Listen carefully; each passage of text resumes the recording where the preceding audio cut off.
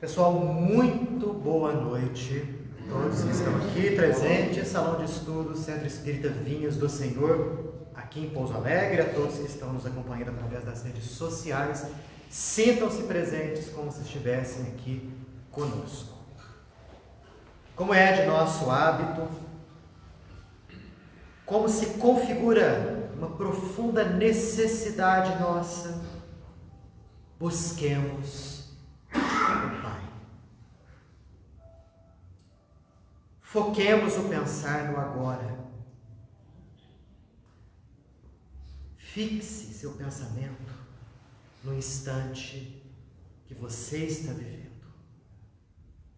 Esqueça tudo aquilo que foi desenvolvido, pensado, sentido ao longo dessa semana. Esqueça todas as possibilidades do pensar e do agir após sair daqui. O pensamento focado faz com que a assimilação das lições seja feita de maneira muito mais nítida, tornando-se, pois, indelével.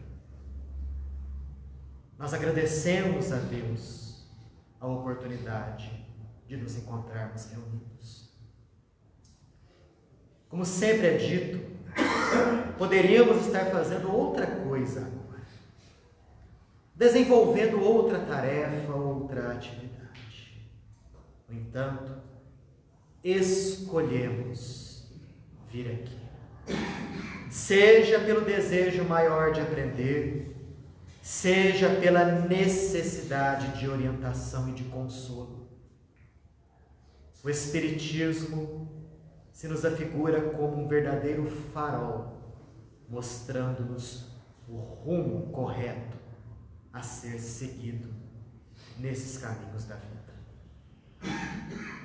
Que as lições de hoje possam calar fundo em nós, que possamos senti-las na sua profundidade maior e que elas possam ser o motivo do nosso crescimento interior, o motivo do nosso refazimento como seres humanos, para que, através desse processo incessante de reajuste do nosso ser, possamos angariar a felicidade que tanto buscamos, rumo à perfeição, que é o objetivo de todos nós.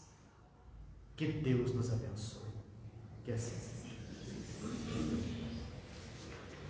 Seguinte, pessoal, semana passada nós começamos o estudo do livro O Céu e o Inferno, autoria de Allan Kardec. Estão lembrados? Pois é, começamos aí no capítulo 1, capítulo esse que aborda o futuro e o nada. Nós começamos esse capítulo, a intenção era terminá-lo, só que não deu. Terminamos aí mais ou menos o meio dele, fomos até o meio dele. A intenção nossa hoje aqui é concluir esse capítulo 1 e começar concluindo o capítulo 2. Não sei se nós iremos alcançar esse objetivo, mas também superior a esse tipo de coisa, muito mais importante é nós lermos com calma, assimilarmos com tranquilidade e fazermos as coisas no nosso tempo. Melhor isso do que ir passando rapidinho e não assimilar rigorosamente nada. Concordam? Perfeito. Bom, o que foi que a gente viu na semana passada? Nós vimos Kardec falando a questão do ser ou não ser. Estão lembrados? Vimos que ele falou muito a respeito do continuaremos após a morte. Logo em seguida ele aborda inúmeras teorias que falam a respeito da possibilidade da existência de algo após a morte ou da não existência de rigorosamente nada. Falamos da absorção do todo universal, falamos a respeito da doutrina do panteísmo. Vimos que essas duas coisas, juntamente com o materialismo, pouco instruem o indivíduo, pouco dão à pessoa o necessário vigor, a necessária alegria, o necessário estímulo para continuar o bem viver. Ele termina aqui justamente, nós terminamos na semana passada, falando acerca das chamadas 3 alternativas que nós, como humanidade, temos. Quais seriam as 3 alternativas que nos restam? Depois da morte, o nada seria uma alternativa. A segunda alternativa, a absorção do indivíduo no chamado todo universal. É a segunda. Ou nós temos a individualidade da alma.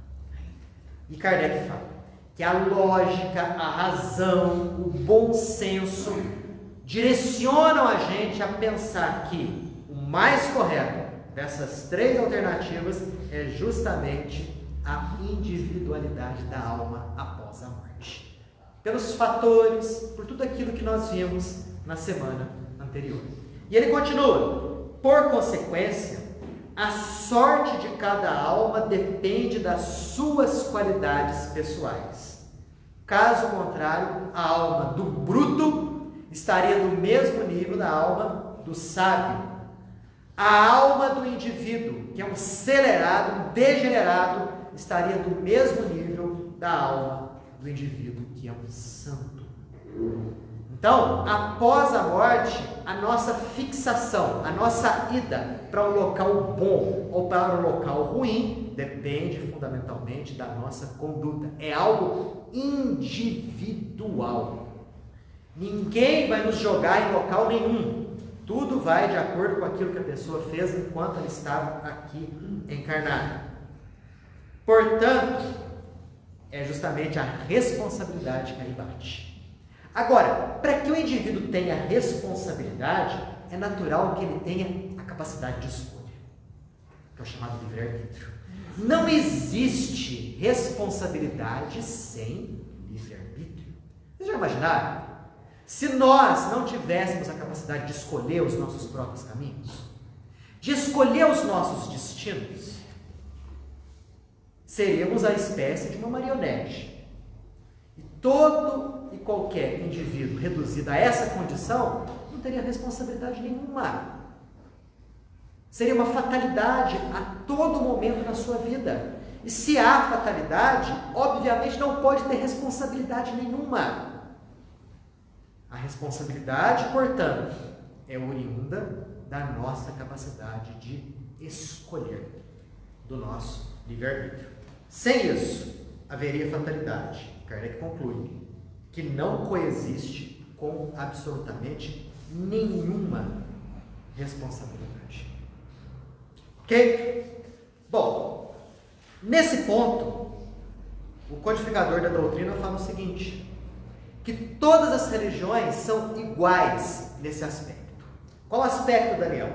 Considerar que existe algo por depois dessa vida e que existem situações boas e existem situações ruins. Se você pegar toda e qualquer religião, fala basicamente a mesma coisa. Uma situação boa ou uma situação ruim após a morte. O que uma religião diferencia da outra é acerca das condições para você atingir uma situação boa ou uma situação ruim. O que você tem que fazer aqui para ir para um bom lugar? O que você tem que fazer aqui ou deixar de fazer para ir para um lugar ruim? Então a doutrina do céu e do inferno, que tanto falam por aí, tem a sua razão de ser, tem a sua lógica. O céu como sendo um símbolo de uma felicidade maior e o inferno como sendo um símbolo de um sofrimento terrível. Todas as religiões falam isso. Mas espera aí, o que eu tenho que fazer para alcançar um bom lugar? O que eu tenho que fazer para evitar um lugar ruim? É aí que as religiões se diferenciam. É justamente esse ponto. É justamente a partir desse ponto que, em se diferenciando, criam-se diferentes cultos. Aí uma religião fala: olha, tem que se fazer isso, isso e isso para atingir o céu. A outra já fala coisas diferentes. Uma já fala: olha, se você fizer isso, você vai para o inferno. Outra já fala: não, se fizer, você não vai para o inferno. Daí a miríade, a quantidade imensa de religiões existentes por aí. O que eu tenho que fazer para agradar a Deus, o que eu tenho que fazer para evitar o inferno. E ele continua assim, ó. Todas as religiões na sua origem, isso é importante, gente, foram de acordo com o grau de adiantamento moral e intelectual do homem. Repetindo, na sua origem, as religiões estavam de acordo com o grau de adiantamento moral e intelectual das pessoas. É óbvio, vamos fazer uma comparação? Seria mais ou menos o seguinte: você pega uma criança que está aí na 5ª série. Existem as matérias que são apropriadas a uma criança de 5ª série. Você pega um sujeito que está cursando a faculdade. Existem as matérias que são apropriadas àquele indivíduo que cursa a faculdade.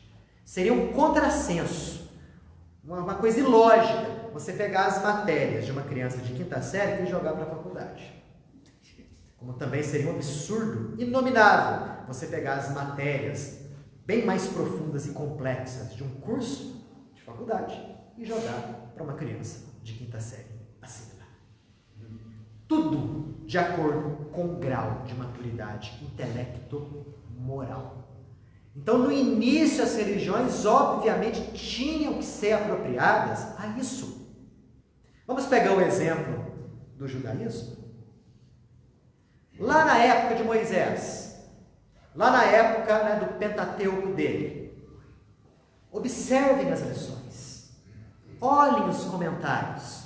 Qual que é o objetivo de tudo aquilo ali? A terra prometida. Através de uma disciplina física, vamos dizer assim, o indivíduo ia alcançar a chamada terra prometida. O que é a terra prometida? É o mundo espiritual? Não. Terra mesmo, aqui, ó, embaixo. Mas por que Moisés não pôde falar algo além? Por que Moisés não falou, por exemplo, num Deus de amor?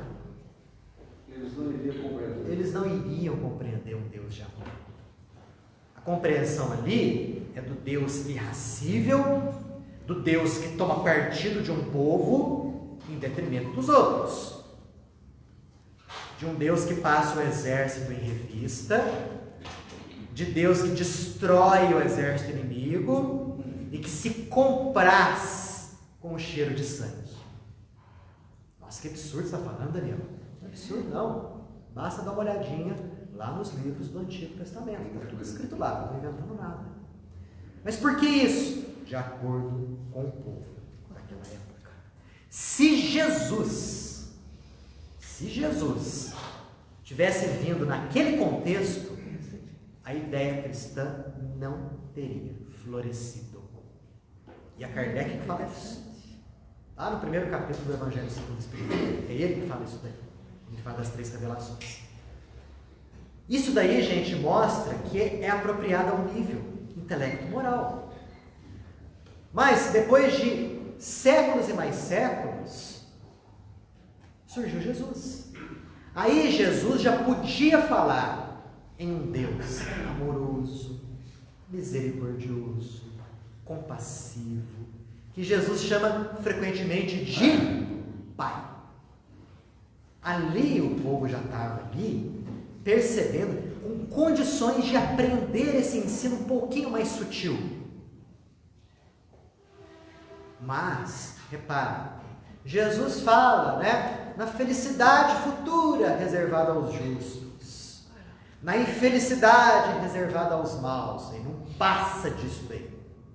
Ele não passa disso por quê? Porque naquela época as pessoas ainda não tinham o conhecimento forte o suficiente, desenvolvido o suficiente para aprender essas sutilezas.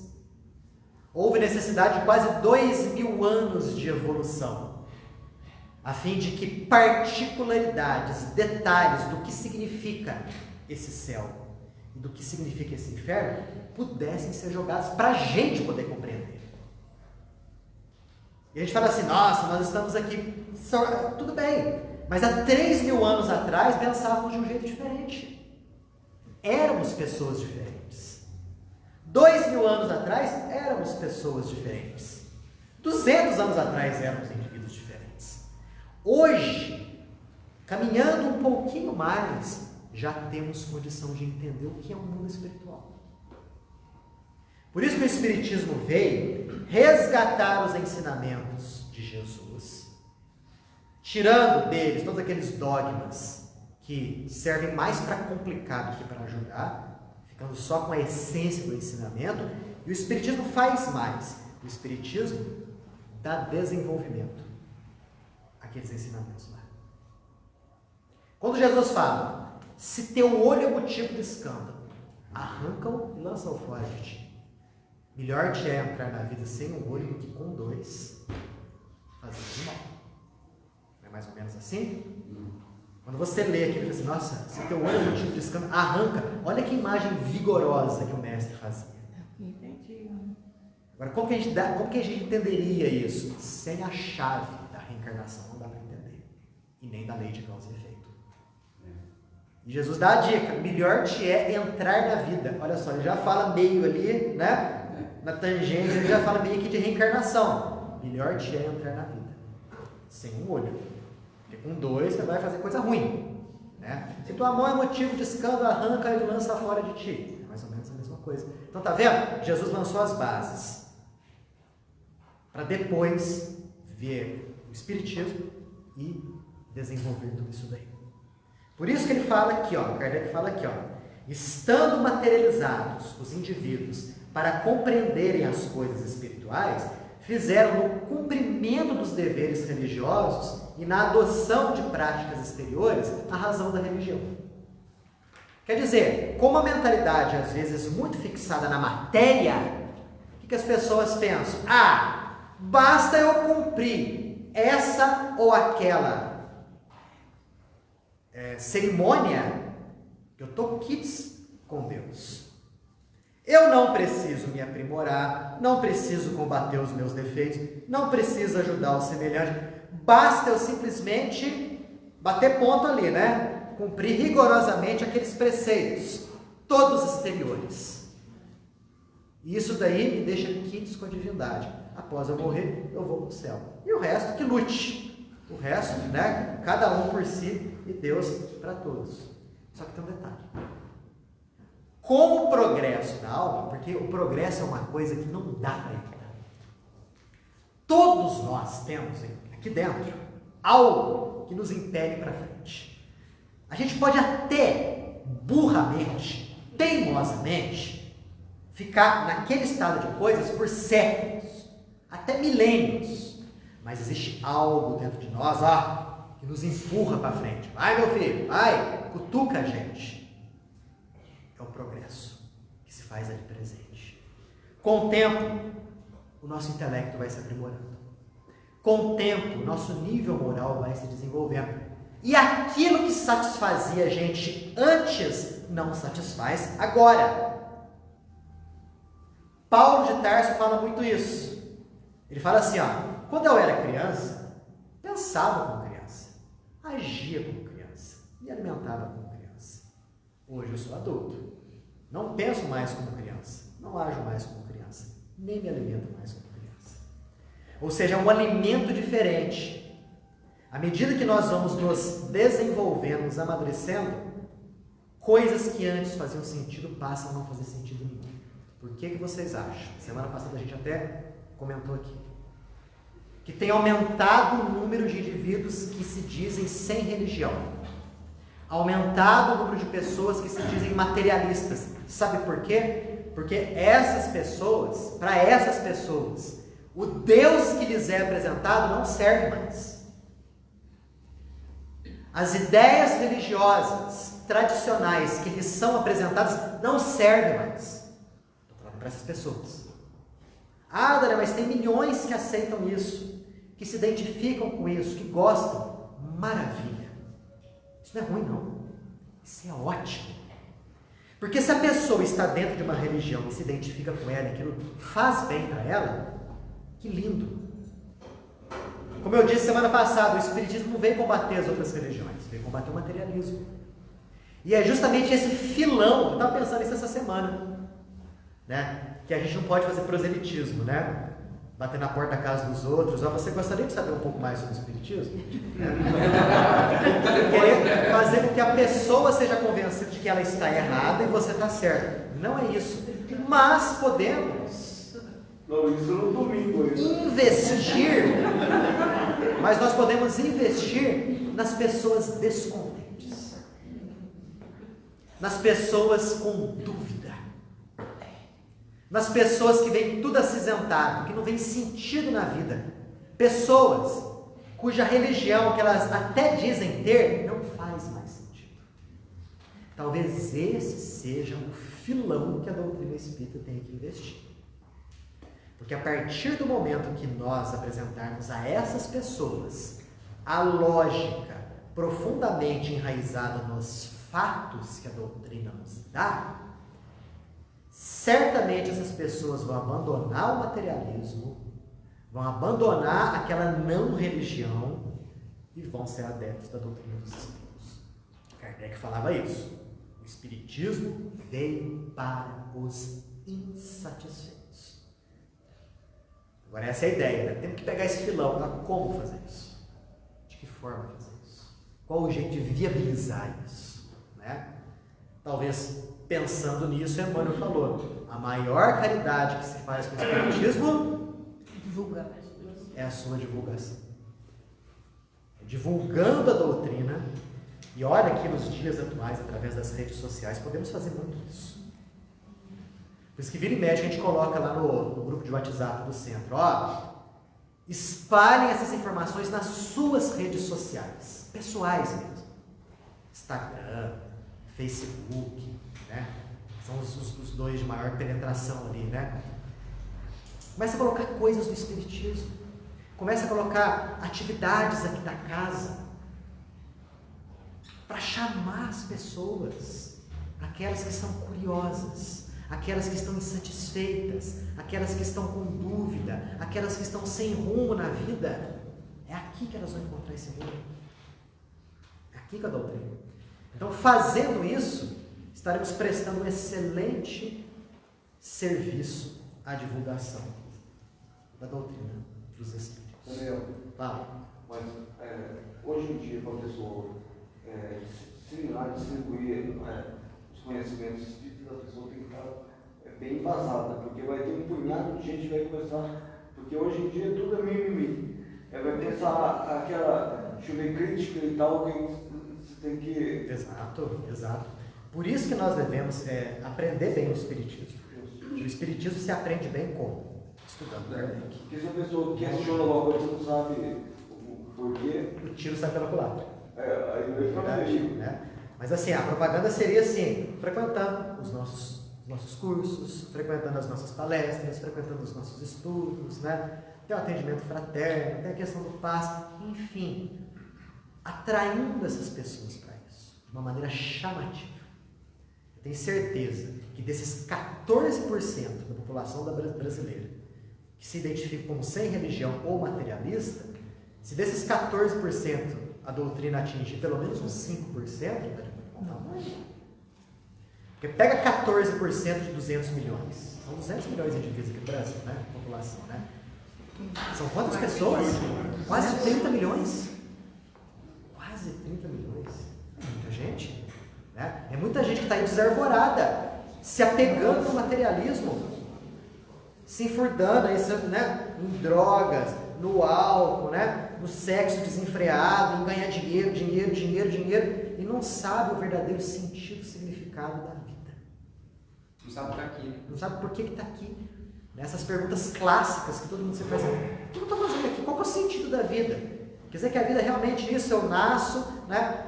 Me desenvolvo, eu morro e tudo acaba? Isso é uma ideia totalmente terrível. A gente já viu isso na semana anterior. E olha só o que Kardec comenta aqui. O homem tem necessidade de crer. É algo nosso. Tanto que, até mesmo entre os selvagens se vê isso. O selvagem, que tem aquele senso moral, intelectual, obtuso, dentro dele tem uma coisa que o leva a acreditar em algo. Nem que seja numa pedra de formato diferente. Nem que seja num relâmpago. Nem que seja numa montanha. Algo ele tem que crer. Algo que transcende. as limitações dele. Então, essa é uma necessidade nossa. E ele fala, se desde o início, se as religiões fossem se aprimorando com o aprimoramento moral e intelectual da humanidade, não existiriam incrédulos. Mas o que foi que aconteceu? As religiões tradicionais, elas se cristalizaram num conjunto de dogmas, dali não saíram. Enquanto isso que aconteceu, o nível intelectual da humanidade foi sendo impulsionado para frente. Então, aquilo que a gente acabou de comentar, o que era lógico, sensato e bom numa época, passou a ser, no mínimo, questionável numa época seguinte. Porque os mesmos espíritos que acreditavam nesse conjunto cristalizado há 500 anos atrás, hoje já não tem essa crença tão firmemente embasada, não. Daí que vem a incredulidade. Vem justamente daí. Não foi um outro motivo que Kardec falou que é importantíssimo. Que a doutrina espírita seja uma doutrina firmemente científica. Científica andando de mãos dadas com a ciência. Porque ela nunca vai ser ultrapassada assim. Nunca. Querem ver um exemplo? Olha, gente, quando eu falo a respeito das religiões tradicionais, por favor, não vejam isso como deboche ou como crítica, tá? Isso é simplesmente uma análise comparativa que a gente faz entre aquilo que já nos foi apresentado e aquilo que nós temos aqui hoje. Simplesmente isso. Nada mais além disso. Adão e Eva. O que se fala a respeito da origem do mal aqui na humanidade? Vem através do pecado original. Adão e Eva, que estiveram aqui porque o planeta foi criado 4.000 anos antes do Cristo. Um casal aí chamado Adão e Eva. É a historinha, todo mundo sabe o que aconteceu. Naquela época a cobra falava? Naquela época a cobra falava e tinha pernas. Isso está na própria Bíblia, na própria Gênesis. Gente, o que a ciência nos fala a respeito disso? O nosso planeta tem 6.000 anos de idade? A ciência prova. Através da análise, da degradação do urânio em chumbo, de urânio em chumbo, que o nosso planeta tem no mínimo 4,5 bilhões de anos. E como fica a questão dos fósseis? Dos hominídeos? Como que fica? 4.000 anos antes de Jesus, já existiam civilizações que estavam querendo florescer. Como que fica então? De um lado você tem uma informação que pede a fé para acreditar. De outro lado você tem uma informação que é baseada em dados científicos, que prova por A mais B que aquilo lá realmente existiu. E aí? Como que você pode acreditar simultaneamente nas duas coisas? Não tem como. São Jerônimo falou certa vez, a verdade não pode existir em coisas que divergem. E Deus é único. Como que pode haver duas verdades ali, uma científica e uma religiosa? Não. Se uma está certa, a outra obrigatoriamente está errada. Vocês estão vendo? Só da gente fazer essa análise superficial, o quanto que embola a cabeça de muita gente. Não é? Então, as pessoas que estavam em religiões, que acreditavam nisso e achavam isso interessante, bom, quando começaram a questionar, a pensar e analisar, viram que isso aí não tinha muita lógica e que não estava muito ligada aos atributos de Deus, que é muito mais importante. Por isso que ele fala isso daqui, o Espiritismo ou será científico ou não subsistirá. Vai acabar. E aí, vem um fato interessantíssimo. A doutrina espírita atravessou o século XX, que foi um século de profundas transformações e avanços sob o ponto de vista científico e tecnológico. A doutrina atravessou esse século XX sem ser destruída nos seus postulados. Não teve um postulado espírita que comprovadamente é falso sob o ponto de vista científico. Muito pelo contrário. O que tem acontecido são descobertas meio que por obra do acaso que estão comprovando que aquilo que o Espiritismo fala tem a sua razão de ser. Os avanços da mecânica quântica falando a respeito dos multiversos, não é? Quantos filmes que falam a respeito de multiverso, né? Muitos. O Espiritismo já fala a respeito de um multiverso. Quando ele aborda o plano espiritual, ele está falando da existência de um outro mundo tecido numa matéria mais sutil do que a nossa.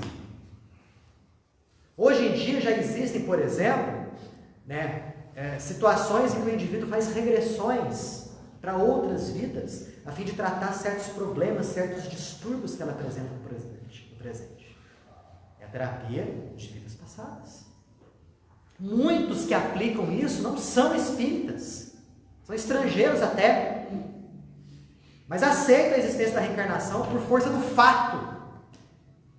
E as lembranças espontâneas de outras vidas, principalmente através de crianças, em que se vai investigar e comprova-se que aquilo que aquela criança está falando, que já viveu num lugar, que chamava fulano de tal, que morreu de tal modo, e que a família dela tinha tantas pessoas, que o nome do pai era esse, o nome da mãe era aquele. Depois, quando você vai investigar, não está tudo certo. As marcas de nascença. Crianças falando, tá vendo essa marquinha que eu tenho aqui, papai? Eu levei um tiro. É como se ele levou um tiro. Não foi com esse corpo, não. Quando eu me chamava fulano de tal, eu morava em tal lugar. Aí você vai investigar e realmente naquele lugar nasceu um indivíduo, viveu um indivíduo que morreu com um tiro aqui. Já existe isso. Como já existem equipamentos que acessam o mundo espiritual através da chamada transcomunicação instrumental. Quer dizer, aos poucos a ciência, em progredindo, vai confirmando os postulados espíritas. Longe de invalidar, confirma. Confirma. Por isso que Kardec fala aqui, o Espiritismo lhe dá coisa melhor. E por isso é acolhido pelos atormentados pela dúvida. Tem o seu favor a lógica e os fatos. Até aqui. Perguntas? Comentários? Dúvidas? Fala. Sobre o panteísmo, tem como divindade aquela religião primitiva que tinha o Deus Pan? Não, Pan nesse sentido aí significa total. Então, não é o Deus Pan, o Deus bode, dos gregos, né? Que tocava flauta. Não é esse não. Pan aí é no sentido de quê? No sentido de total, sabe? Por exemplo, Pan-americano, todas as Américas, né? Então é nesse sentido aí, ou seja, tudo é Deus. Eu sou Deus, você é Deus, ele é Deus, todo mundo aqui é Deus. Né? A árvore é Deus, uma pedra é Deus, a montanha é Deus. Quer dizer, existe uma confusão aí. Porque se todo mundo fosse Deus, o universo não teria chefia. Né? Que tipo de Deus é esse que é formado por partes tão diferentes umas das outras? Ia ser uma tão imperfeitas, né? Que tipo de Deus é esse em que ele é formado por partes boas, indivíduos santificados, e por partes ruins, indivíduos demoníacos? Como é que tudo isso pode se juntar e criar um ser perfeito, harmônico, criador do universo e das leis universais? É que o pessoal que é adepto do panteísmo, ele confunde o criador com a obra. Por exemplo, se um sujeito pintar um quadro, um artista, ele pinta um quadro maravilhoso lá, né? Coloca a assinatura dele lá. Se você olhar aquele quadro, se você for um entendido de obra de arte, você fala assim, foi o fulano de tal que pintou isso aqui. Ele está ali, o estilo dele está ali, mas o quadro não é ele. Não. Então o universo todo é um quadro de Deus. O universo todo é a exteriorização do pensamento de Deus. Nós somos isso, mas nós não somos Deus. Nós somos obra dele, criação dele, mas nós não somos Deus. Nunca chegaremos a ser, porque ele é único, todo-poderoso e indivisível. Por isso que quando você vai analisando, sob o ponto de vista lógico, o panteísmo não se sustenta, assim como a absorção do todo universal também não se sustenta, assim como o materialismo também não se sustenta. Obrigatoriamente tem que existir algo após a morte, você tem que ser você depois da morte. Você não pode ser o outro depois da morte. Você tem que ser você. A base que o Espiritismo nos dá. O homem crê no futuro. Mas como não teve nenhuma base sólida para defini-lo, sua imaginação fantasiou os sistemas que originaram as diversas crenças. Olha que coisa interessante que ele fala aqui. Sabe aquela tendência em acreditar em algo depois da morte? É algo comum a todo mundo. Mas como não existia uma base sólida, o pessoal começou a pensar como que deve ser. Eu já falei isso para vocês 200 vezes, né? Vou falar de novo. De onde que surgiu aquela ideia de que o inferno é fogo eterno, que as pessoas queimam lá sem se queimar, né? Sofrem as queimaduras e não são consumidas? De onde que veio essa ideia? Veio lá da Idade Média, né, gente? Um pouco antes disso. Porque o principal suplício era o fogo. Tanto que na época da Inquisição, como que as bruxas, que na verdade bruxas não tinham nada, eram médicos desentendidas, né? Ninguém entendia elas. Eram pessoas experts em fitoterapia, expertos nos fenômenos mediúnicos e nos fenômenos anímicos, né? Como tudo era diabo naquela época. Por que vocês acham que elas eram colocadas nas chamas? Porque era o principal tortura, o principal suplício. Que ser queimado vivo. Já imaginaram um desse?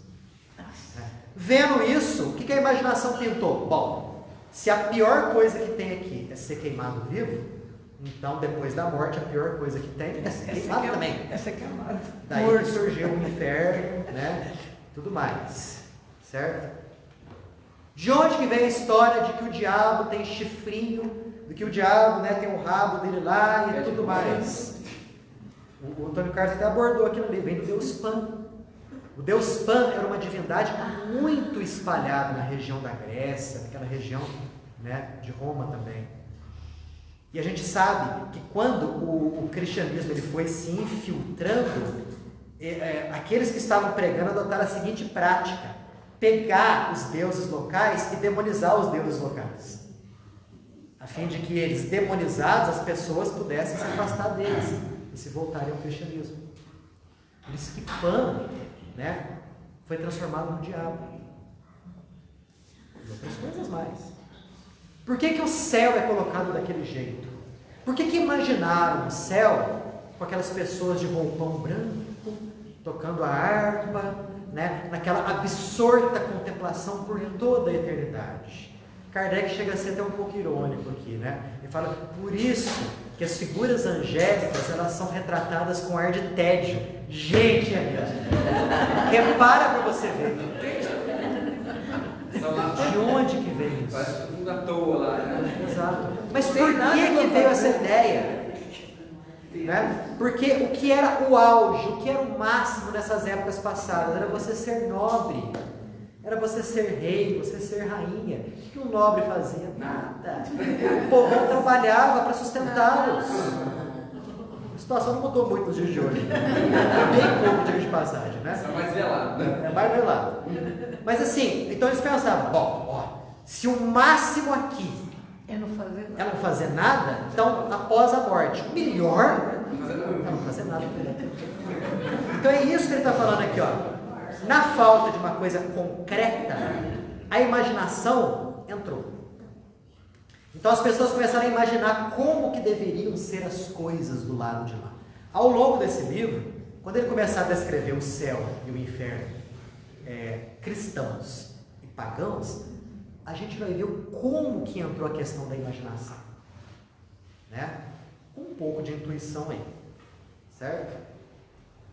Agora com o Espiritismo não. Com o Espiritismo a coisa é diferente. Por quê? Quem criou o Espiritismo? Os Espíritos. Mas não foi Allan Kardec? Não, Allan Kardec.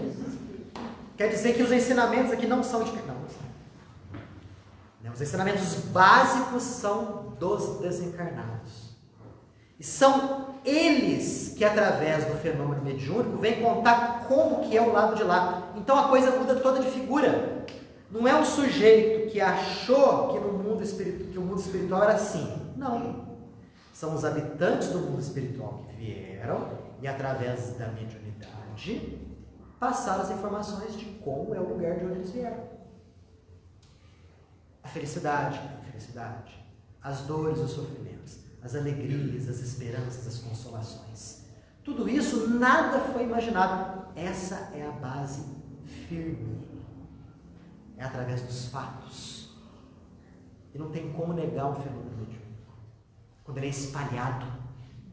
Porque se uma pessoa começa a receber espírito e é só ela no mundo inteiro, você pode falar que aquela pessoa está inventando, que é doida, que é maluca, né? Tem algum probleminha na cabeça.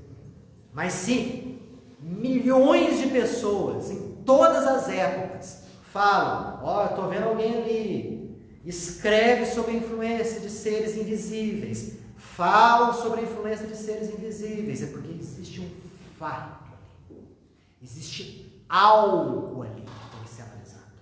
E é essa base aqui que dá firmeza à doutrina. Porque isso está nas leis da natureza. Mas não é só isso não, gente. É a lógica. Além dessa base firme, existe uma lógica na doutrina espírita. E não é só isso não. Além da base firme e além da lógica, existe a concordância daquilo que o Espiritismo fala com os atributos de Deus. Deus é eternamente justo? Vocês concordam comigo? Sim. Vamos, gente, concorda ou não concorda? Sim. Eternamente justo. A bondade de Deus é infinita? Sim. É infinita. Se Deus é eternamente justo, se a bondade dele é infinita, por que nascem crianças com síndrome de Down ao lado de crianças normais? Por que nascem crianças cegas ao lado de crianças que enxergam perfeitamente? Por que nascem indivíduos paralíticos e outros gozando de uma imensa saúde? Qual o porquê dessas disparidades? Mistério de Deus. Isso consola você? Não. Isso não consola. Isso consola os pais dessas crianças? Não. Eu acho que a maioria Revolta. não. Agora, se você entender a reencarnação e a lei de causa e efeito, você entende a justiça de Deus ali, você entende a bondade de Deus ali. Por que vocês acham que tem tanta gente que fala que não acredita em Deus? Porque são pessoas que analisam a sociedade e falam que está tudo muito errado. Por que tem muita gente rica e tem gente morando debaixo da ponte? Por que tem muita gente assim com uma inteligência absurda, enquanto outros têm uma dificuldade tremenda em entender os mais rudimentares exercícios de matemática? Qual o porquê dessa disparidade tremenda que existe por aí? Ah, então Deus não é bom, Deus não é justo, então Deus não é misericordioso, então para que eu vou ter uma religião que cultua um Deus que é tão desonesto assim? Esse pensamento que eu estou tendo aqui agora é o pensamento de milhões que hoje se dizem ateus, mas são ateus por falta de coisa melhor. E Kardec conclui esse capítulo 1 aqui. Sobre o futuro, o Espiritismo mostra o que existe, não por base da imaginação, mas como consequência da observação dos fatos materiais. Por isso que se fala que a doutrina espírita é científica. Por quê? Como que a ciência é? Quando eu falo ciência, física, química, matemática, etc. Como que o conhecimento científico é construído? Através da observação. Existe uma metodologia científica aí.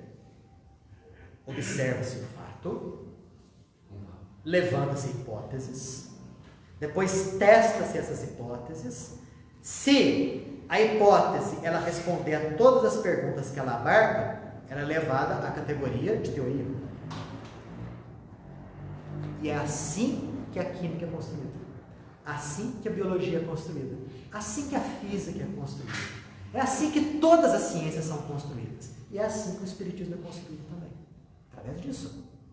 Observação dos fatos, remontando das causas aos efeitos, elaborando as hipóteses e testando se aquelas hipóteses elas se aplicam a tudo aquilo que ela diz responder. Quando se fala que o Espiritismo é ciência, porque o Espiritismo adota a metodologia científica para ser construído. Metodologia científica. Ele conclui aqui, ó, a ideia real sobre a vida futura vai unir as opiniões divergentes. E olha o que Kardec fala. Ele já estava tendo uma visão do futuro. Todas as crenças no futuro serão unidas, primeiramente, através da crença no futuro. Porque já não será mais uma simples crença, será uma certeza. Isso daí será um imenso passo para a tolerância religiosa, para que no futuro maior haja a completa fusão das diversas religiões. Então ele já estava vendo lá adiante. Quer dizer, chegará um momento, e eu acho que esse momento já está para vir, em que a vida após a morte vai ser confirmada. Cientificamente. Cientificamente. Já estamos chegando quase lá. O Geraldo Lemos, aquele que conviveu com o Chico durante muito tempo, né, ele falou, né, em palavras dele, certo? Que o Chico revelou a ele que a confirmação da vida após a morte virá através da ciência. Que a partir do momento que a ciência bateu o martelo aí, você olha, esse negócio de vida após a morte existe mesmo. Aí, acabou. Porque todas aquelas religiões cujas ideias e cujos sistemas não estiverem de acordo com o que foi comprovado, deixará de existir. Então, a partir daí que será a união das religiões, com futura fusão. Mas isso vai demorar um pouquinho ainda. Fala. No caso científico, né, a transcomunicação, como o cientificismo explica o que está sendo gravado, se grava as vozes. Ó, é o seguinte, aliás, o cientista cético, mas que decide sem precaução, né, sem se preservar, analisar o fenômeno sem ideias preconcebidas, ele chega à confirmação de que o fenômeno é real. Aí você me pergunta, poxa, mas por que nem todos os cientistas acham isso? Porque muitos cientistas pensam da seguinte forma: espírito se comunicando através de computador, através de gravador, isso não é digno da minha análise, isso é crendice. Então, eles nem analisam situação como essa. É uma maneira de acreditar. Na verdade, é uma maneira de tapar o sol com a peneira. É mais ou menos o seguinte, ó, eu lavo as minhas mãos. Isso daqui, eu acho que é falso, eu acho que não existe. Então, Não vou perder meu tempo com isso. Tem outras coisas mais importantes. É o que muitos pensam. É o que muitos pensam. Agora, aqueles que, mesmo céticos, se debruçam na análise, sem ideias preconcebidas, obviamente, chega a confirmação. E não é só na transcomunicação instrumental, não. No próprio fenômeno mediúnico. No próprio fenômeno mediúnico. O cientista que decidir se debruçar na análise imparcial, sem ideias preconcebidas da mediunidade, vai bater o martelo. O fenômeno é real. Foi o que aconteceu com William Crookes, né? Membro da Real Sociedade Científica de Londres, né? Já estava vendo lá as materializações do espírito Kate King através da médium Florence Cook.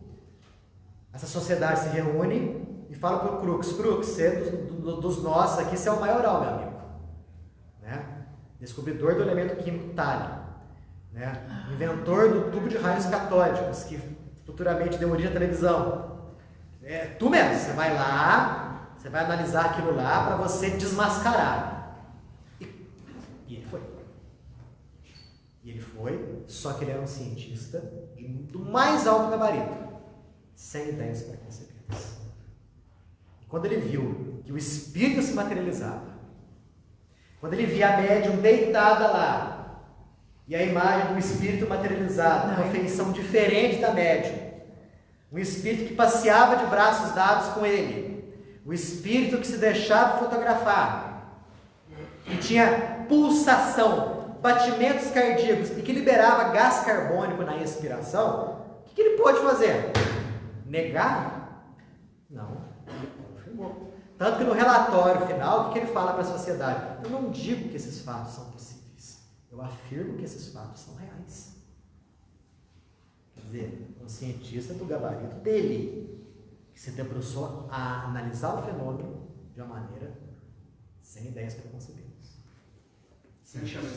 Eu não sei se eu li, mas Allan Kardec acreditou no espírito através da ciência, do conhecimento científico que ele tinha. Ah, claro. Porque assim, o próprio Kardec fala que de início a ideia da reencarnação para ele não aceitava muito. Mas depois ele foi convencido pelos fatos, pela lógica, né? Por tudo isso daí. Porque ele era um homem de ciência. Eu sabia de tudo. Quando veio a ideia para ele das mesas girantes, né? Que respondiam as perguntas, ele falou assim: olha, não acredito, só se você me provar que a mesa tem cérebro e nervos e músculos para poder responder a perguntas. Mas ele se debruçou na análise do fenômeno de maneira sem ideias preconcebidas. Tanto que concebeu a doutrina espírita codificando através disso tudo. Algo mais, gente? Gostaria de perguntar uma Pode coisa. falar. Nós podemos afirmar, então, que Jesus, depois da sua ressurreição, na aparição ao povo, ele estava materializado. Jesus estava materializado. Um espírito materializado. Espírito materializado. Tanto que se você for ver, Tânis, a diferença de comportamento de Jesus antes e depois da morte é gritante. Gritante. Antes dele morrer na cruz, ele era como qualquer um de lá. No seguinte sentido, andava igual os outros, né? Comia igual os outros, para entrar no lugar tinha que abrir a porta, e por aí vai. Né?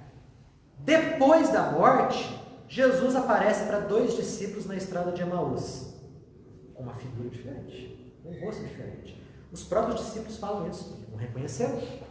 Só quando eles entraram numa casa, sentaram à mesa para fazer a refeição e Jesus repartiu o pão, que eles se conheceram o mestre. Que sumiu depois, do nada. Jesus aparece para os discípulos dele, estavam morrendo de medo de serem presos.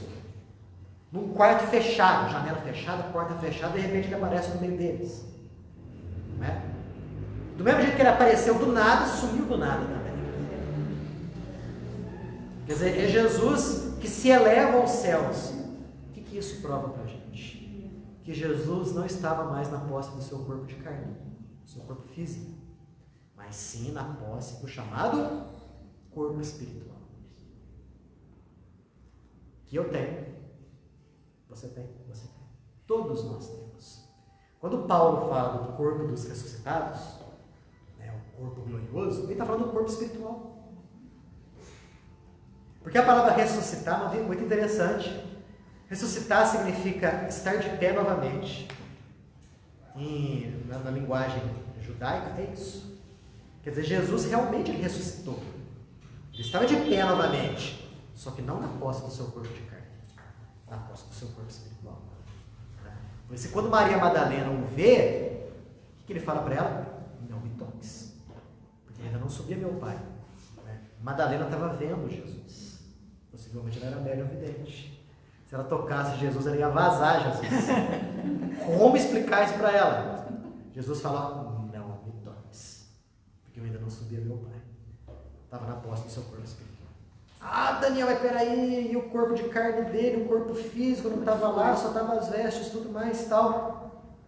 Existem várias hipóteses sobre o que aconteceu. Vou falar para vocês qual que é a minha ideia, pessoal, né? Que Jesus desmaterializou o próprio corpo. Porque se ele não fizesse isso, o corpo dele ia virar motivo de peregrinação, de culto. A igreja ia vender pedacinhos. Sim, a unha de Jesus, o cabelo de Jesus, e por aí vai. Até hoje tem um pedacinho da cruz de Jesus. Até hoje existe. Martinho Lutero, lá na Reforma Protestante, lá no século XVI, né, quando ele se revolta contra a venda das indulgências, num dos discursos dele ele fala que era absurdo, que a quantidade de pregos da crucificação de Jesus que era vendido na Europa daria para crucificar a população inteira da Europa. A quantidade de pregos que era vendido. Pedacinho da cruz, então, meu Deus do céu. Agora você imagina se houvesse corpo físico do mestre. Eu acredito nisso. Né? Outros falam que na calada da noite o corpo físico foi retirado por alguns discípulos e foi enterrado em um outro local. Alguns falam isso. Né? Até hoje eu não descobri muito bem qual é a versão real. Mas o fato é, aquele Jesus que apareceu ali estava na posse do seu corpo espiritual. Daniel, quando eles entraram, que era um costume dos judeus, ao terceiro dia, ir lá e lavar o corpo, né? E untá-lo com perfume. Sim. Quando eles chegaram lá, eles só viram um lençol com uma estampa, como se fosse a estampa de Jesus. Então eu pelo menos, deduzo da seguinte maneira: é a decomposição da matéria, né? Porque... E Jesus tinha capacidade de fazer isso. Gente, Jesus, ele olhava para um indivíduo portador de hanseníase, que naquela época mutilava. A pessoa ficava sem nariz, sem orelha, né? Olhava para aquela pessoa, quero, seja curado. Num átimo de segundo recompunha o corpo daquele indivíduo. Um indivíduo com um poder desse, obviamente, não teria dificuldade nenhuma em acelerar a decomposição do próprio corpo. É simplesmente olhar para o corpo assim, fazer com que os átomos do corpo se separassem. Aliás, colocando mais lenha na fogueira, em Marte, Ramatiz fala o seguinte, no que diz respeito aos indivíduos que morrem. Ele fala que lá não tem cemitério em Marte. Que lá existem locais, como se fossem construções, né, institutos, onde o indivíduo que vai desencarnar, ele entra numa espécie de cápsula e aperta, sei lá, um botão, alguma coisa assim, e o corpo se decompõe. Os átomos que compõem aquele corpo simplesmente se separam. O corpo deixa de existir. Isso nós estamos falando de um planeta que, em termos tecnológicos, é 1.500 anos mais evoluído que o nosso. Vai chegar um Imagina para Jesus. O que vai acontecer? Imagina para Jesus, que construiu o planeta Terra. Para ele isso não é nada. Cada átomo do planeta Terra. Ele sabe. Algo mais? Eu falei que ia começar o capítulo 2, só terminei o capítulo 1. Está quase na hora. Daniel, Semana que a gente fala o capítulo 2.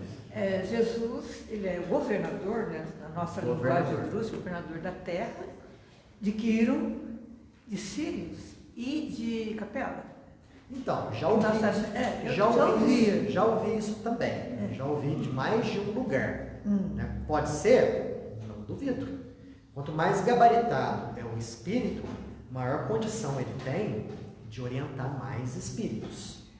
Tanto que nós temos um espírito aí que é responsável pela orientação do nosso sistema solar inteiro, né? Que é uma hierarquia acima de Jesus, né? Que Jesus possa ser o governador espiritual da Terra e de mais outros, eu não duvido disso não. Seria já a elevação dele. Né? Já é a elevação dele. Que ele é governador espiritual da Terra, isso daí A gente sabe. é pacífico. Algo mais?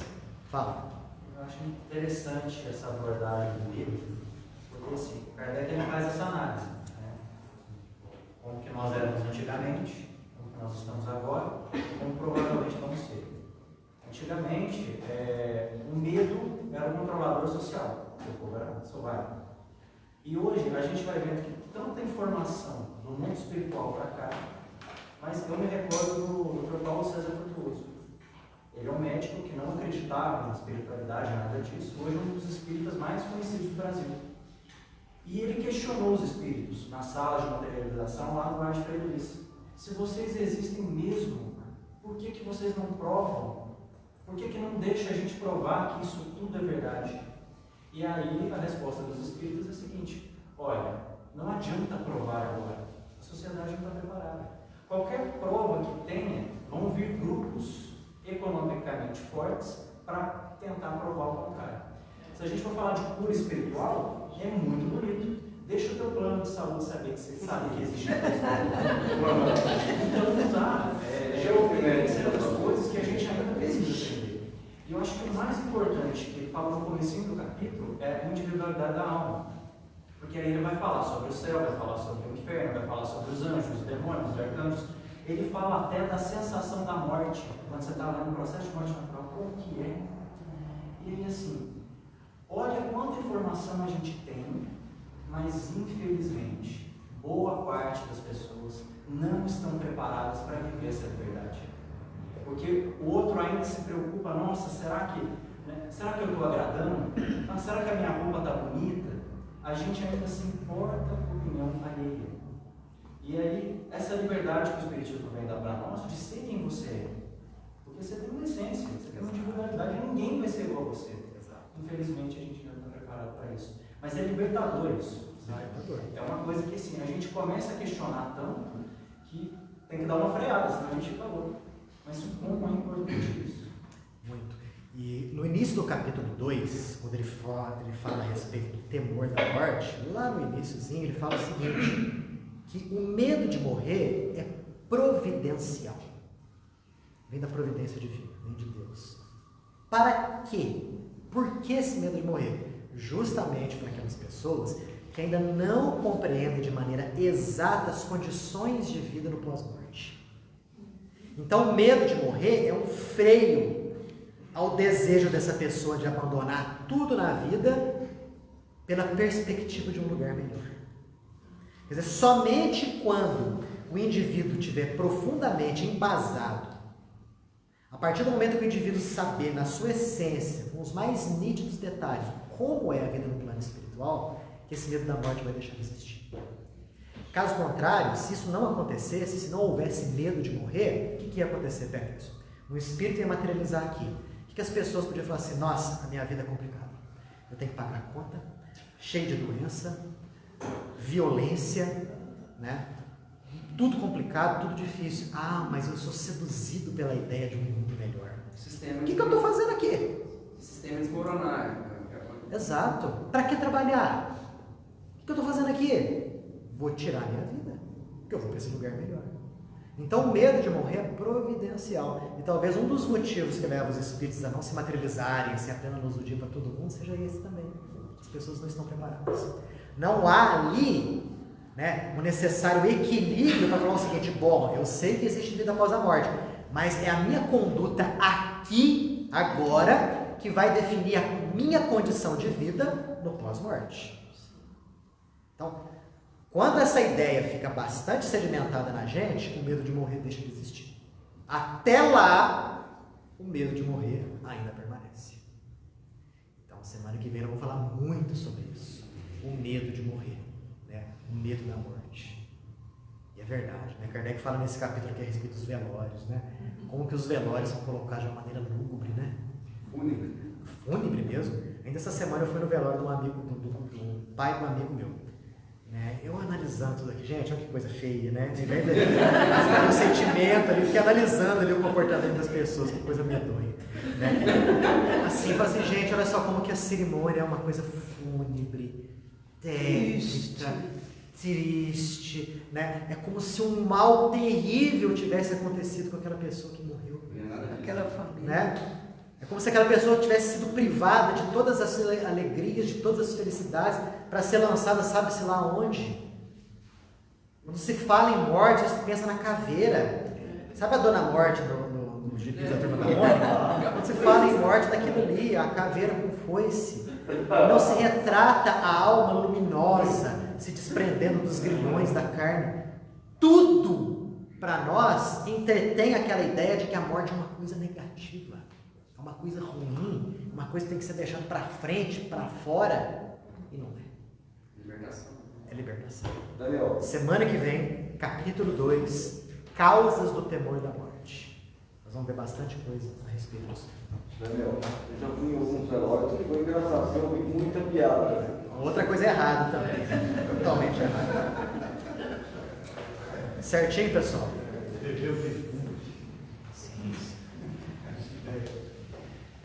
elevando o pensamento a Deus em agradecimento a esses instantes de agora, busquemos fazer disso, de tudo isso que nós conhecemos, chaves para a nossa libertação. Porque ainda somos tão amarrados com preconceitos, com ideias infantis, coisas que nos prendem, coisas que nos fazem sofrer. O conhecimento liberta. O conhecimento nos mostra o que é realmente a vida. O conhecimento nos mostra o real objetivo e a utilidade das coisas do agora.